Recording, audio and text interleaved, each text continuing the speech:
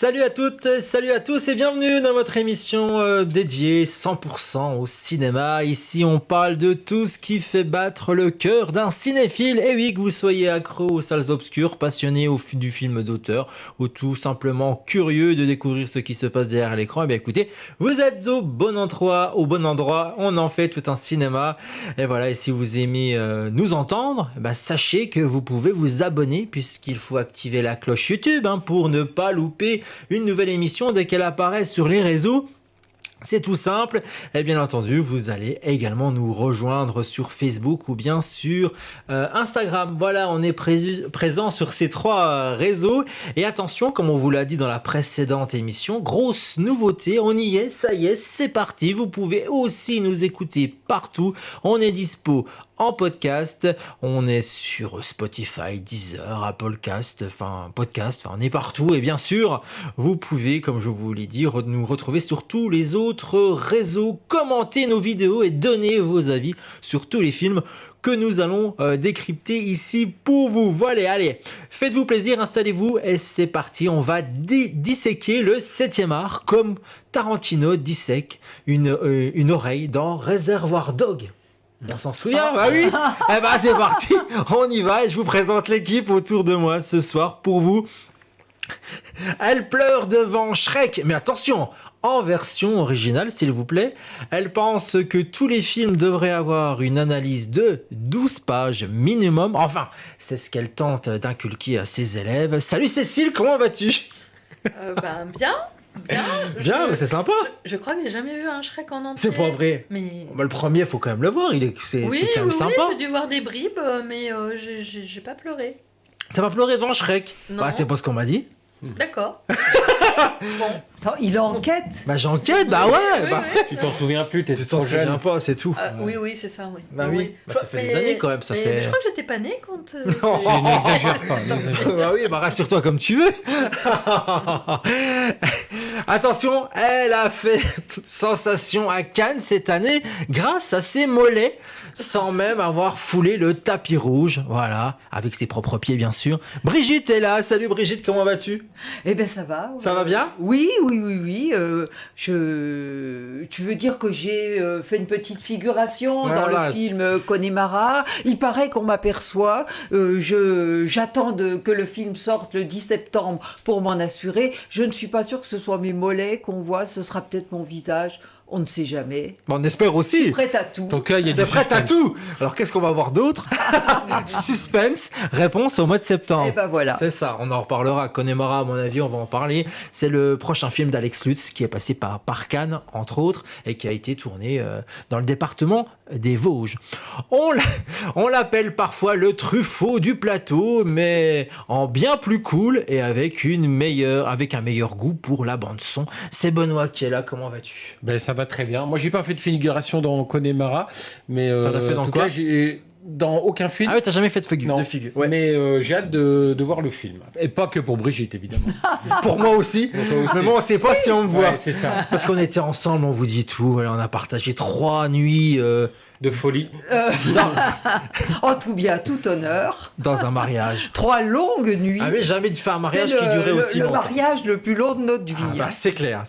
Mais on vous en dit pas plus. On aura le temps d'en reparler. On fera même une émission spéciale parce qu'on a tellement d'anecdotes à dire. On en a tellement. On parlera des coulisses. Allez, au sommaire de cette émission. Eh bien, écoutez, les films qui vont passer à la moulinette avec nos chroniqueurs aujourd'hui, entre autres les musiciens, films français, c'est Brigitte et Cécile qui vous en parleront. Cécile également ira voir les super-héros de Thunderbolt. Ouais, sympa, on va voir ce que ça donne.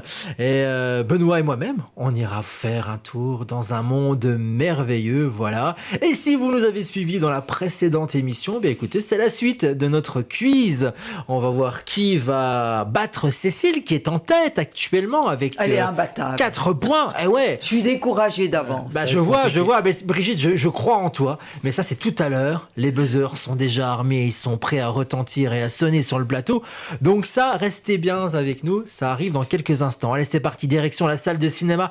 Et on commence dès à présent avec un film français. Les musiciens, Brigitte et Cécile, comme je vous le disais, sont allés voir cette comédie dramatique dans les salles pour nous.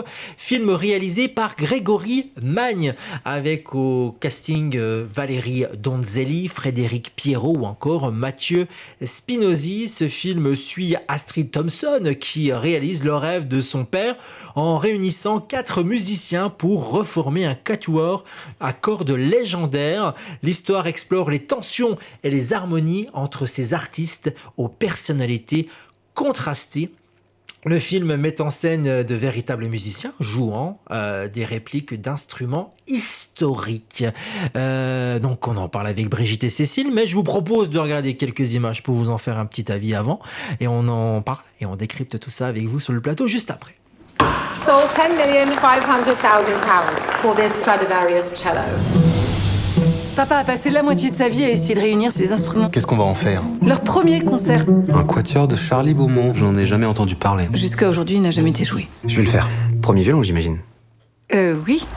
Hello tout le monde, je viens d'arriver, je suis trop contente d'être là. Je vais aller rejoindre les autres membres du Quatuor, Georges Massaro, Peter Nicolescu et enfin Lise Carvalho. N'oubliez pas la photo pour Paris Match, hein. Tout le monde me regarde.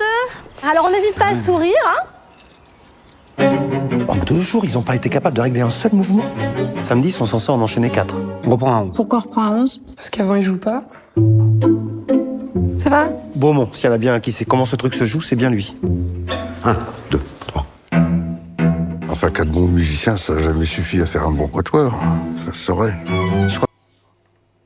Et voilà, pour ce film que vous êtes allés voir pour nous, toutes les deux, les musiciens. Brigitte, alors la musique, elle prend au trip. Oui, alors moi j'ai beaucoup aimé cette comédie, bon, dont on va dire que on s'attend un peu à un happy end, mais enfin il y a toutes sortes de péripéties, puis une espèce de réflexion sur qu'est-ce que c'est que interpréter une musique, qu'est-ce que c'est que jouer ensemble. C'est ça un petit peu les ressorts comiques du film, quoi. C'est les personnalités différentes des 4 musiciens, donc c'est un quatuor à cordes, avec il y a un couple qui on sent le non-dit, enfin un ancien couple plus exactement, dont on sent encore le ressentiment et les non-dits. Il y a un jeune musicien très imbu de sa personne, il y a une petite jeune qui fait beaucoup d'audience sur les réseaux et tout ça, mais qui est un petit peu traitée de haut par les autres. Enfin, il faut réussir à faire jouer ensemble ces gens-là, avec ce personnage de Valérie Donzelli qui est un petit peu l'organisatrice de la chose et qui est parfois frôlée par le découragement parce que rien ne va. Alors je trouve que le personnage le plus comique, c'est celui qu'interprète Frédéric Pierrot. Il est le compositeur de l'œuvre et elle va le rechercher pensant qu'il va pouvoir arranger les choses et j'adore le moment où il dit que finalement c'est une œuvre de jeunesse et que elle n'est pas si bien que ça, cette œuvre-là. Donc voilà, moi j'ai trouvé ça assez léger, enlevé. Une comédie dans le milieu de la musique classique, ça a un côté un petit peu inattendu parce que ça brise le côté hyper sérieux de la musique classique qui est peu exploité au cinéma. Donc j'ai trouvé que c'était une comédie sympathique et réussie. Alors avec quand même une musique écrite exprès pour le film par un compositeur dont j'ai peur d'écorcher son nom, je préfère ne pas le citer, mais c'est quelqu'un qui a déjà travaillé pour le cinéma, notamment avec Mathieu Amalric et Arnaud Desplechin, et sa composition pour le quatuor à cordes est tout à fait intéressante. Voilà. Les musiciens, ça a plu à Brigitte, mais un peu moins à Cécile, j'ai l'impression.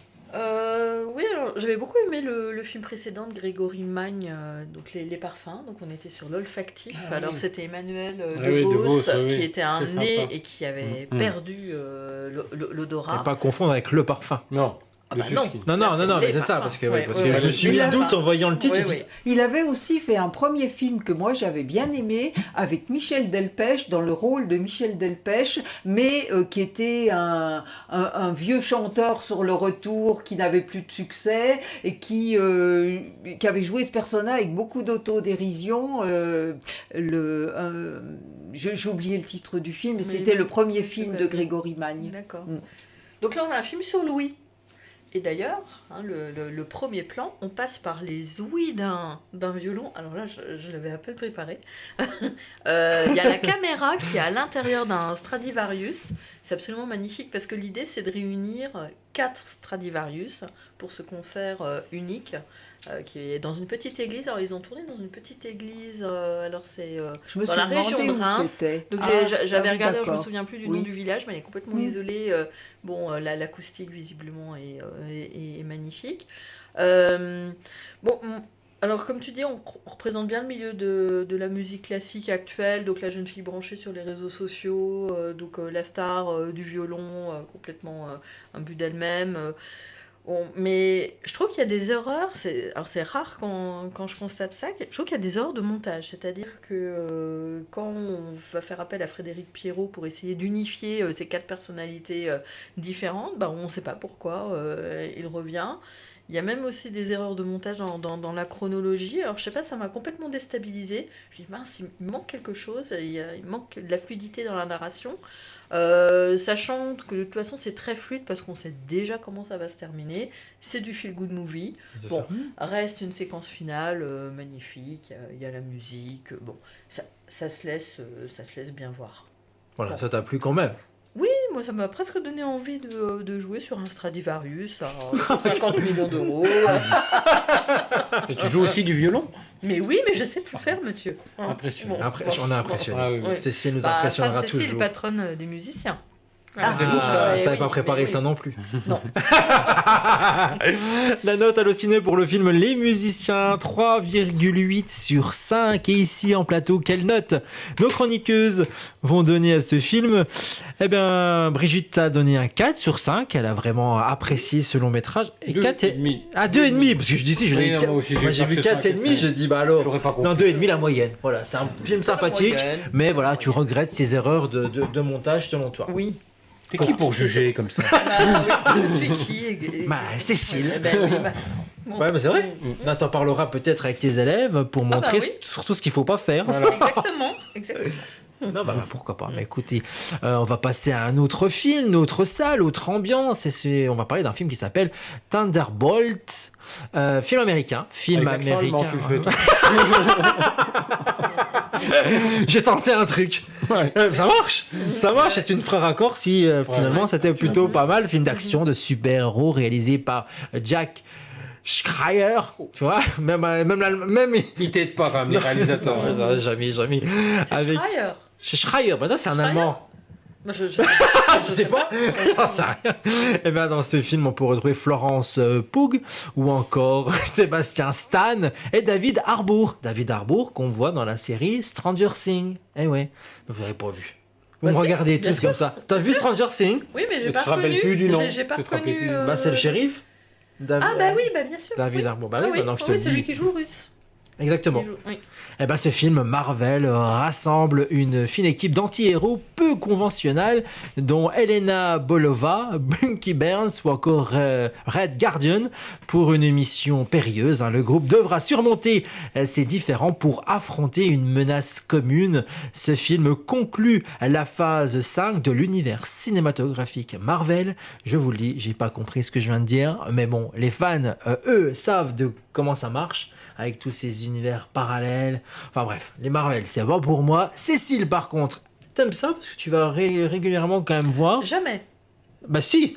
Non, jamais les Marvel, si, t'es déjà allé voir, c'est pas la première fois que tu nous en parles dans cette émission-là. Pourquoi tu nous mens comme ça ? Oui, c'est vrai, arrête. J'en connais quelques-uns, mais je suis loin d'être une spécialiste. Ah oui, j'ai pas. En fait, t'es comme Jérôme. Quand même. Alors moi, je suis allée pas au même niveau que Jérôme, quand même. Je suis allée voir Thunderbolt. Dans tes petites questions, là, t'as prévu des questions sur Marvel pour qu'elle gagne pas tout le temps ? Maintenant, on parle du cinéma français. La prochaine fois, promis. Je vois que t'en veux, Brigitte. Je t'ai pas posé la question, t'adores ça, c'est pas possible. Avant, c'est tout. Alors Cécile, dis-nous tout sur ce film de super-héros. Je vais pas vous dire grand-chose parce que j'y connais quand même pas grand... Enfin, je m'y modeste, connais vas-y. pas. Moi j'ai bien aimé parce que je pense que je m'y connais pas trop. Alors, j'ai compris que c'était que des personnages secondaires, mais un peu les losers des autres Marvel qui se réunissaient. Alors, je les connaissais pas tous. Alors, je connaissais le gars de Stranger Things, là. Je connaissais le capitaine d'hiver, d'été, d'automne, je sais plus. Enfin, bon, il y a quelque chose. Et alors, on a tous les losers des autres Marvel qui se retrouvent ensemble pour lutter contre une menace commune qui est magnifiquement mise en scène. Moi je me suis amusée, j'ai eu peur pour eux, je trouve que les combats étaient bien chorégraphiés. Il n'y a pas trop de séquences d'action, mais elles sont bien dosées. Moi j'ai passé un bon moment. C'est vraiment du cinéma popcorn. Bon, mais j'ai passé un bon moment. Et je m'empresse de mettre une note, j'ai jamais vu ça. C'est la première fois que je vois quelqu'un prendre l'ardoise comme ça aussi vite. Mais le montage. Le montage, bien, j'ai pas vu d'erreur.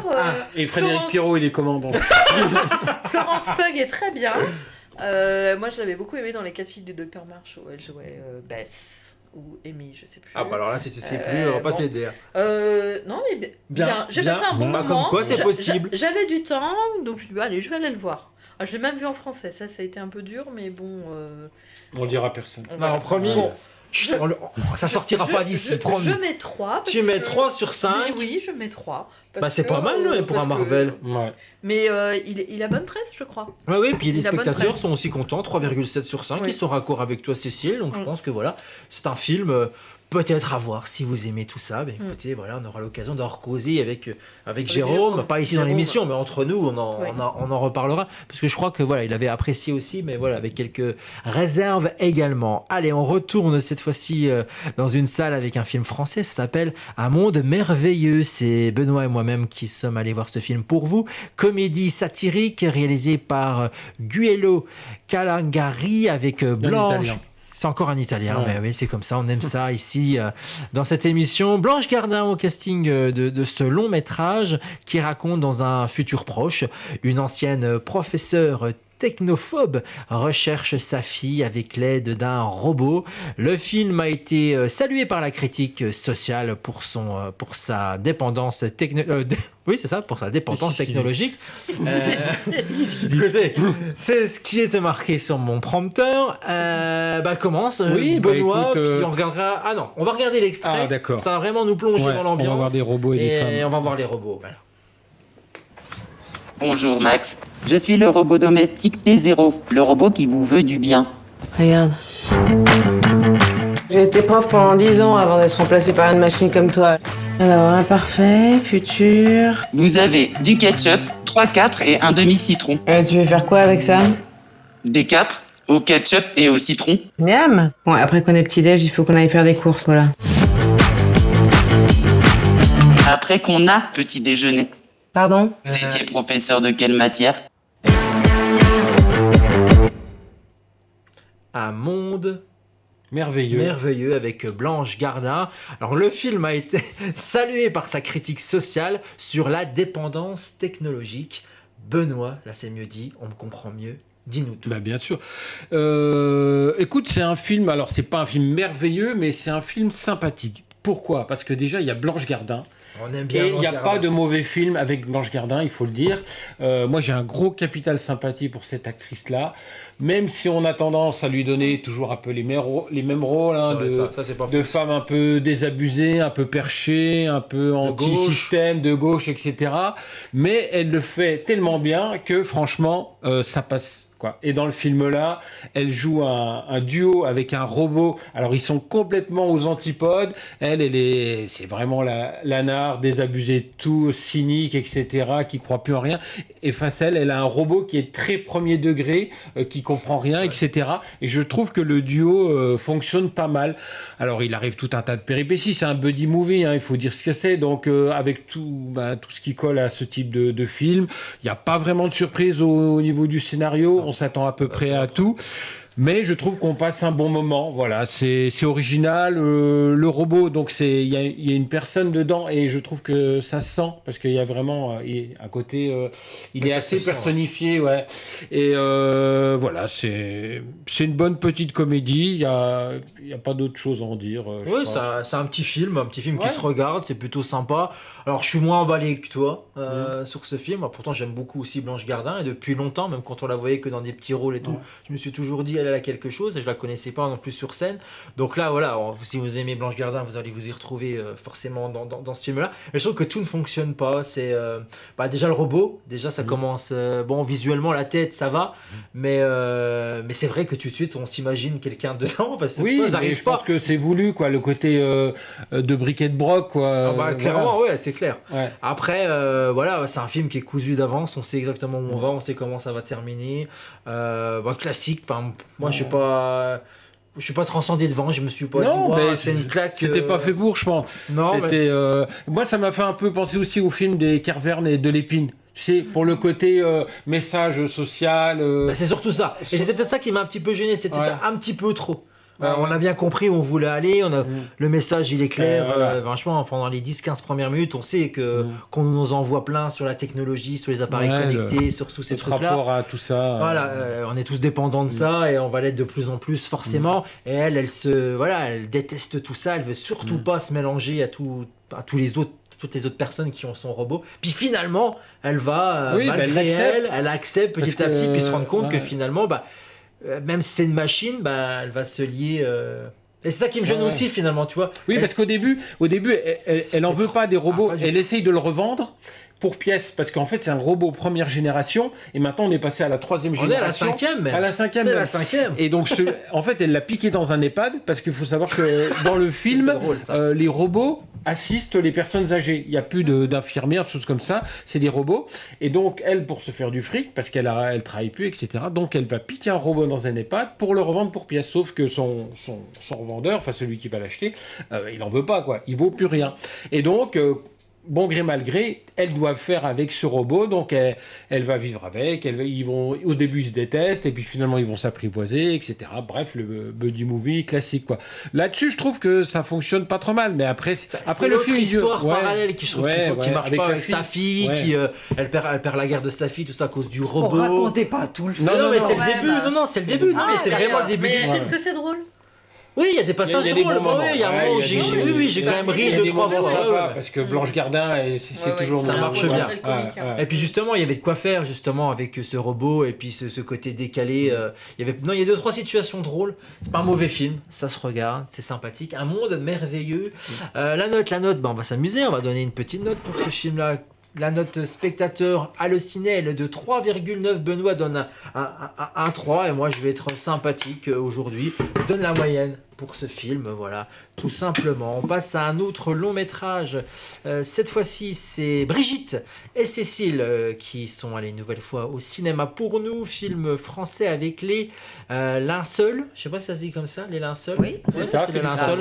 Oui, non, je n'avais jamais entendu ce mot-là. On est sur du français, là, quand même. Ah oui, excusez-moi, mais je savais pas. On en a parlé tout à l'heure en préparant l'émission avec Andy et je me dis, j'ai jamais entendu ce mot, les linceuls. Donc voilà.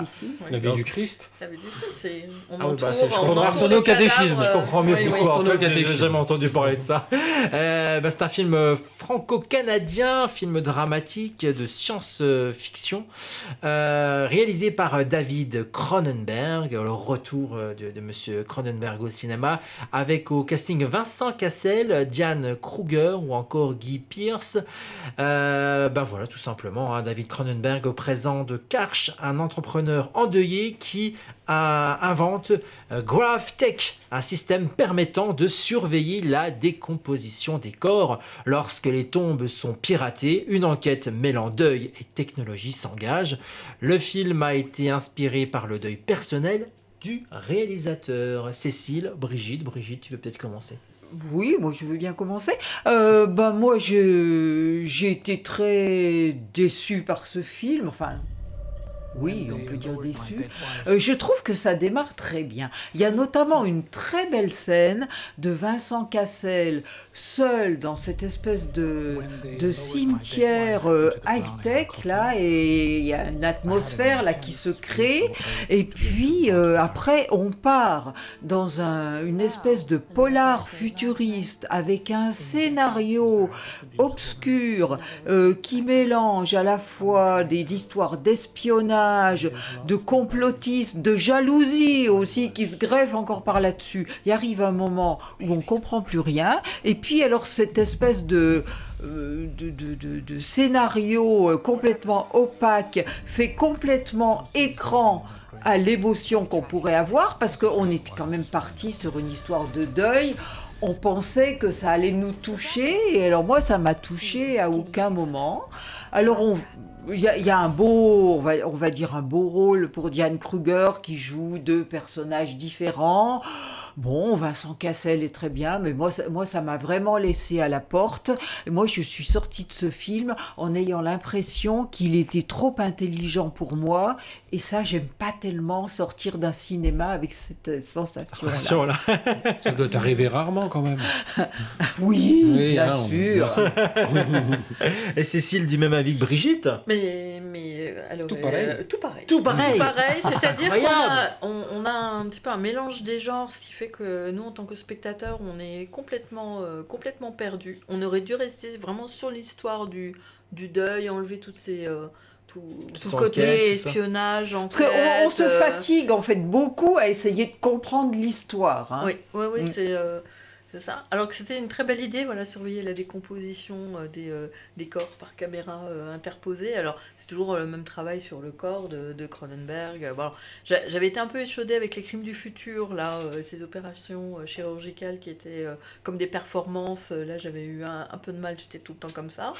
Là, c'est du Cronenberg quand même. C'est du Cronenberg. On sait ce qu'on va voir quand on va voir David Cronenberg. Ouais, mais moi, non, mais il n'y a rien de gore. Hein. Il y a rien de gore. Non, mais moi, vraiment, pour moi, Cronenberg, c'est History of Violence ou Les Promesses de l'ombre. Là, j'avais vraiment adoré. Bon, le travail sur le corps, ça me laisse un peu froide. Mais là, Vincent Cassel est très bien. Il y a une ambiance, une ascèse japonaise, une austérité japonaise dans le décor. Mais oui, ça fonctionne pas malheureusement. Je pense que ça pourrait être une bonne idée de série. Développer sur 7 ou 8 heures. David, si tu nous écoutes. Voilà.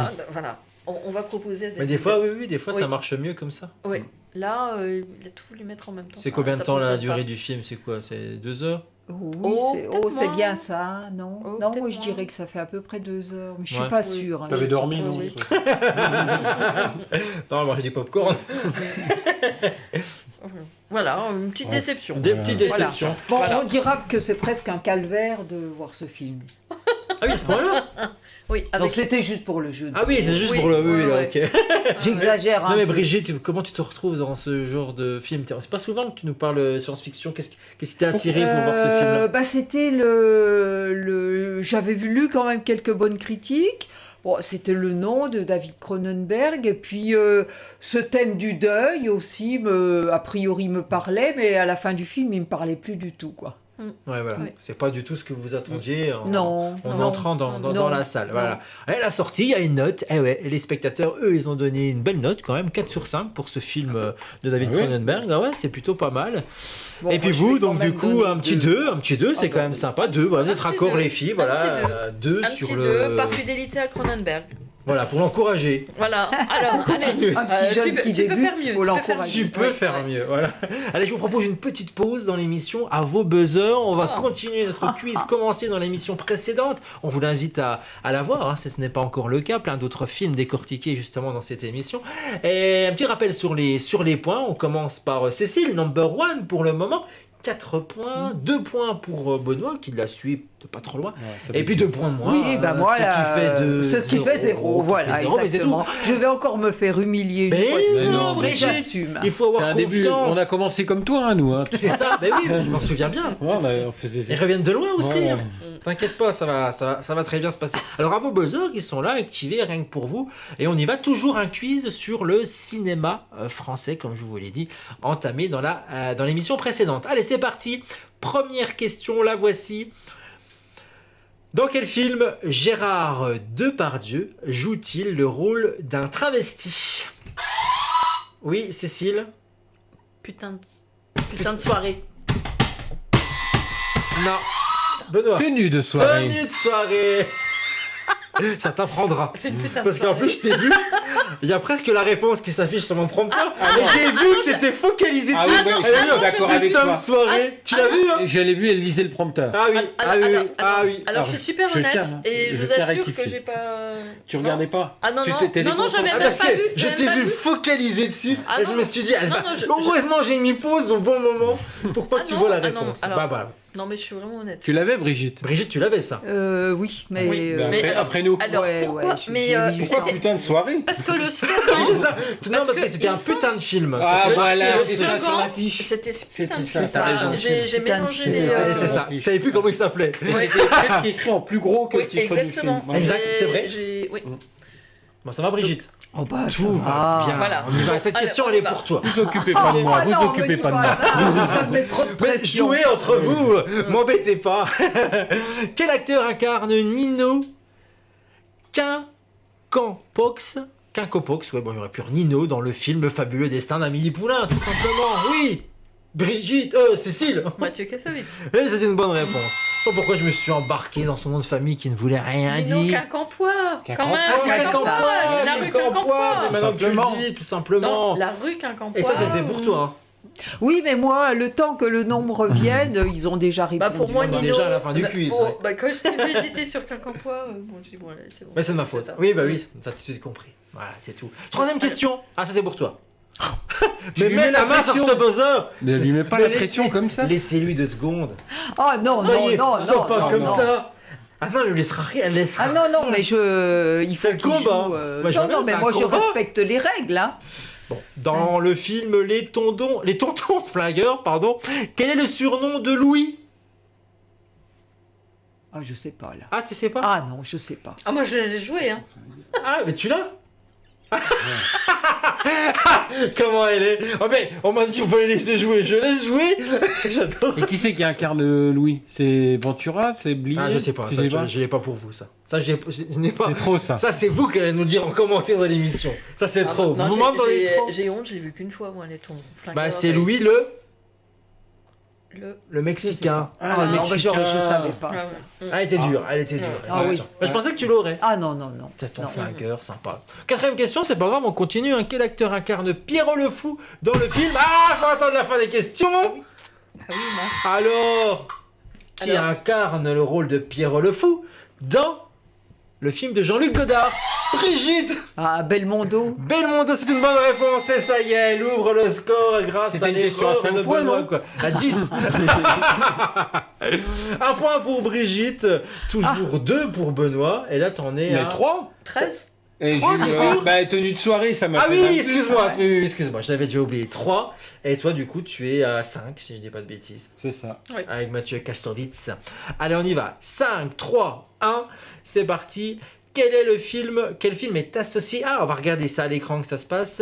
Quel film est associé à cette affiche avec Catherine Fro et Christian Clavier? Regardez. Un chef-d'œuvre. C'est un chef-d'œuvre le film. Je connais pas. Je vois pas ce que c'est. C'est d'après une pièce de théâtre. Alors il y a des indices, peut-être sur l'affiche. Hein. Il n'est jamais trop tard pour fonder une famille. Enfin, c'est un film, il n'a pas marché du tout. Oh, bah, Ouais, bah, ça ne bah, m'étonne oui. pas. Ouais. C'est une pièce de théâtre à la base. Ouais. Non, ça me dit rien. Non. Ah bah ça tu l'avais vu je crois, Brigitte, on en avait parlé il y a longtemps au cinéma. Momo. J'ai vu ça, moi. T'as vu Momo? Avoue-le. Momo. Voilà. Ah bah oui, maintenant qu'on voit le titre on reconnaît. Ouais. Non. Non, Ah, mais j'ai ça, non. aucun souvenir d'avoir vu ça. Il est nul le film. Ah, franchement c'était nul. Bon bref c'est pas grave, c'était pour vous faire souvenir de ce film que personne n'a vu, D'accord. qui était totalement oublié grâce à l'émission, bon, on va s'en souvenir. Qui est la réalisatrice, buzzer, qui est la réalisatrice du film Police sorti en 2011? C'est Cécile la plus rapide. Comment? Maïwen. Maïwen, c'est une bonne réponse. J'ai l'impression qu'il marche mieux que le. Bah vas-y voir. Ah ouais. Ah, elle marche bien aussi. Du coup, 5 points. Je suis complètement perdu sur les points. 5, 3, 6, 3. Oui, 6, 3, 1. 6, 3, 1. Moi, je me souviens du score de Brigitte. Ça, oui, facile à retenir. Mais un point, c'est déjà ça. C'est la septième. C'est la 7e question. Quelle actrice se trouve aux côtés de Franck Dubosc dans le film Tout le monde debout? T'as resté assis, hein. Oui. Alexandra Lamy. Eh ouais, c'est Alexandra Lamy. Tu l'avais aussi, Benoît. Il joue le rôle d'un fou handicapé. Oui, c'est ça. Il était bien ce film-là. C'est gentil. Bon film, ouais. C'est gentil, ça se regardait bien. Non, c'était sympa. Alexandra Lamy, 7 points pour Cécile. Bravo. 3 points pour Benoît. Vous êtes championne. Bravo. On l'applaudit quand même parce qu'on n'est pas comme ça. Bah oui. Quand même. Attendez. Faut que je mette le petit trophée devant vous. Comme ça, on se rappellera qui étaient les gagnants. Voilà. Le problème, c'est que on risque d'en avoir vite marre, nous, qu'elle gagne chaque fois. Attends, Fred n'est pas là. Ah oui, parce que Fred, attention, est très fort aussi. Là j'ai hâte de vous voir en face à face parce que Fred, attention, il adore ça aussi. Alors qu'après, la prochaine fois, je peux me charger de compter les points. C'est toi qui feras le quiz, comme ça je pourrai jouer. Pourquoi pas? C'est une technique aussi. Allez, autre film à l'affiche, cette fois-ci c'est Cécile, toujours, qui est allée en salle pour nous. Ça s'appelle Le mélange des genres. C'est un film français, c'est une comédie dramatique même, comédie dramatique que tu es allé voir pour nous. Film de Michel Leclerc avec Léa Drucker au casting de ce film, ou encore Benjamin Laverne. Le film suit Simone, une policière conservatrice infiltrée dans un collectif féministe. Cette immersion bouleverse ses convictions, elle l'amène à reconsidérer ses préjugés. Le film explore les tensions entre les différentes versions du féminisme. Cécile est allée voir, mais tu avais dit, Benoît, tu voulais dire? Un réalisateur français qui avait fait un film qui s'appelait Le nom des gens. Oui. Si vous vous souvenez, avec Lionel Jospin qui faisait une apparition, sans doute son seul rôle au cinéma. Oui, c'est vrai, bien ça. Et avec Sarah Forestier. Et avec Sarah qui était son premier rôle. Oui, non. qui couchait avec des gens de droite pour les convertir. Voilà. C'est quand même un super concept. C'était génial, c'était extrêmement drôle. Et ben moi je trouve que c'est plutôt une comédie plutôt qu'une comédie dramatique. Ah oui, t'as bien ri là pour le coup. Ben moi j'ai ri parce qu'on se moque des féministes. Et puis je suis pas du tout féministe. Parce qu'on va dire que moi je suis pas en guerre contre les hommes. Parce que là c'est vraiment le féminisme à tout craint. Alors je crois que c'est ce qui a gêné un petit peu la critique par rapport à ce film. Alors on a un groupe de féministes, mais alors elles sont d'une bêtise parfois, c'est assez hallucinant. On a un Benjamin Laverne qui joue un homme déconstruit, donc un petit peu un acteur de 36e zone. Alors il fait l'acteur pour les photos des paquets de cigarettes où on a les maladies. Alors, c'est super drôle. Puis après on le voit aller au théâtre pour jouer un rôle. Je ne peux pas trop dévoiler, mais c'est vraiment hilarant. Moi, j'ai trouvé que c'était entre ces féministes, cet homme déconstruit, une espèce d'enquête policière. C'est drôle. Il y a une séquence finale qui m'a pas plu. Mais moi j'ai bien ri. C'est une comédie sans prétention. Alors, c'est pas au niveau du nom des gens, le nom des gens, mais c'était vraiment très très drôle. Mais j'aime bien Michel Leclerc. Bon, qui dans le nom des gens avait créé un personnage qui s'appelait Arthur Martin. Parce que c'était l'histoire de sa vie, comme il s'appelait Michel Leclerc et qu'on prenait toujours pour l'héritier des supermarchés. Ah oui, si j'allais dire, Arthur Martin, c'est les machines à laver, ça. Oui, c'était une marque. Oui. Bon. Non, c'est bon casting, non, c'est drôle. Ça t'a plu. Voilà. Ça t'a plu. Voilà, bon film. Une gentille comédie. Alors je vais mettre la note. Je vais mettre la note, de 2,5. 2,5. Voilà la moyenne pour une note spectateur, elle, qui était de 3,5. Sur 5, donc les gens ont apprécié, des bonnes notes quand même dans cette émission vis-à-vis des spectateurs Allociné. Allez, c'est Benoît cette fois-ci qui est allé au cinéma pour nous, le cinéma espagnol avec Marco, L'énigme d'une vie. C'est un biopic dramatique de John Carano avec Antonio de la Torre au casting de ce film qui retrace la vie d'Éric Marco, président d'une association de victimes du nazisme dont le passé est remis en question. Le film explore la thèse de l'identité et de la vérité et le film est basé sur une histoire vraie qui a choqué l'Espagne. Est-ce que toi ça t'a choqué, Benoît? Ah oui, mais c'est passionnant. Moi j'adore tout ce qui est histoire de mythomane. J'avais adoré la mini-série, la mythomane du Bataclan. Je sais pas si oui, vous avez vu je pensais à ça. Avec Laure Calamy. Et bien là, on est un peu dans le même profil de personnage. C'est-à-dire que ce gars-là, il va faire croire qu'il est un rescapé des camps, un rescapé du nazisme. Et il va aller raconter son histoire dans des écoles, dans des lycées, auprès des étudiants, auprès d'associations et tout ça. Et les gens vont l'écouter, mais vont être complètement fascinés par son récit. Et c'est une histoire vraie. Et c'est une histoire vraie. C'est une histoire vraie. Et donc ce gars-là a été... on a découvert le poteau rose un jour quand un historien a décidé de se pencher sur son cas, d'aller fouiller dans les archives, et pour se rendre compte qu'en fait ce mec-là n'a jamais existé, qu'il n'a jamais été. Et pourtant il a tout fait.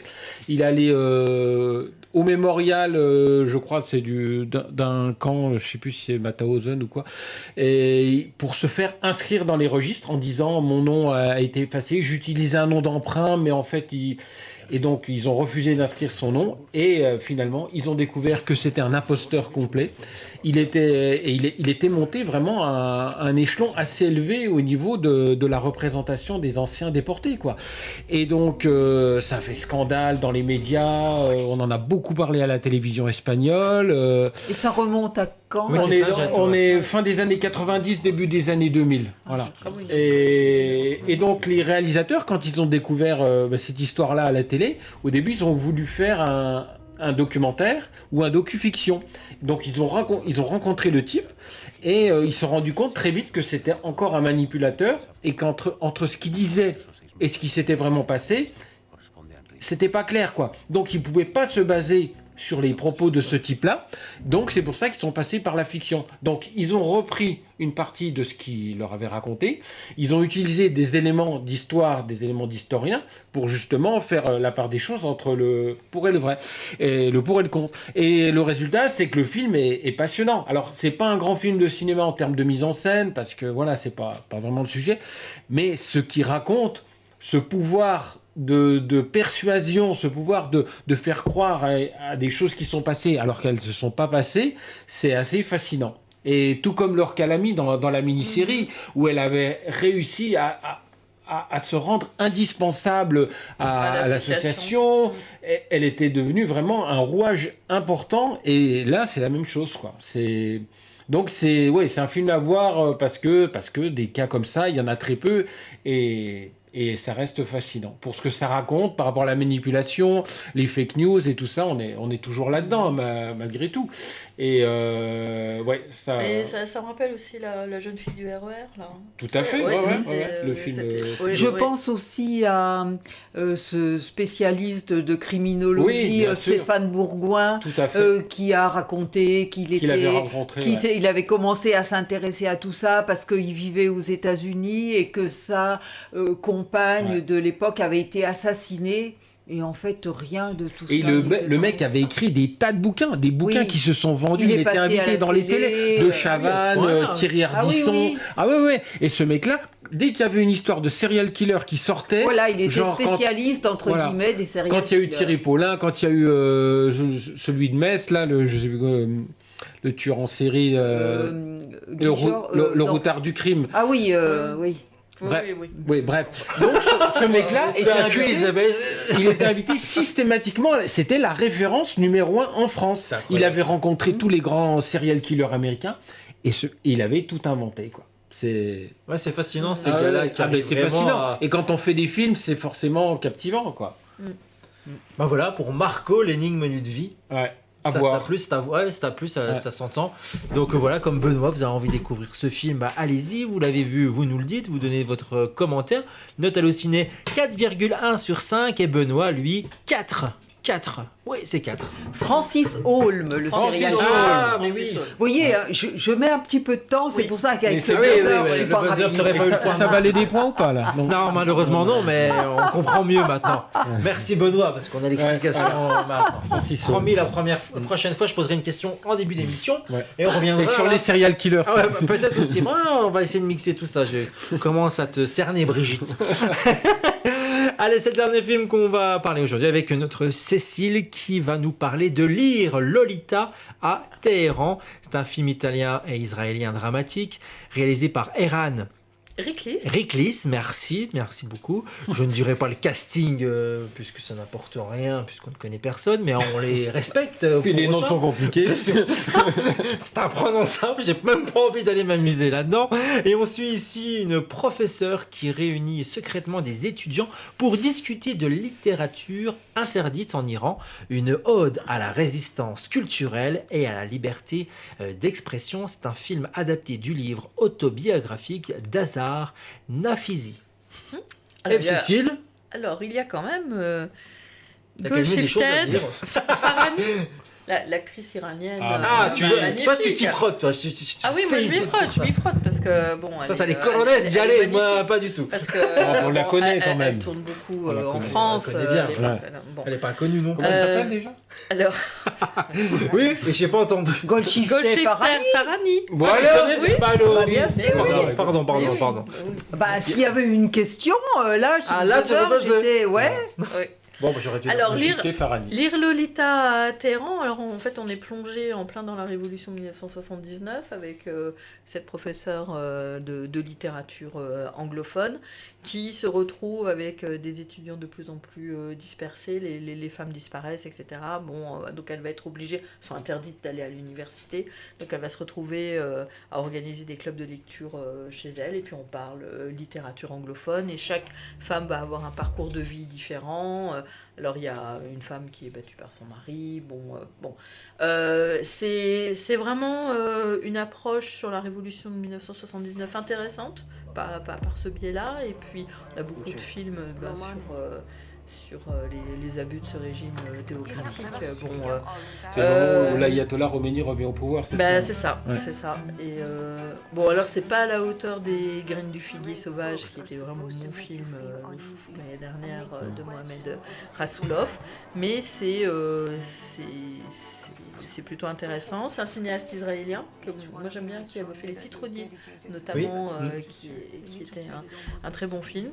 Ça cesse bien voir, et puis voilà, on est avec ces femmes autour de la littérature britannique. On va parler de Lolita, mais on va parler aussi des sœurs Brontë, on va parler de Jane Austen. Pas de scène de sexe, donc. Non. Ah non. Non, mais des scènes de communion entre les femmes qui dansent ensemble. Oui, non, il n'y a pas de sexe.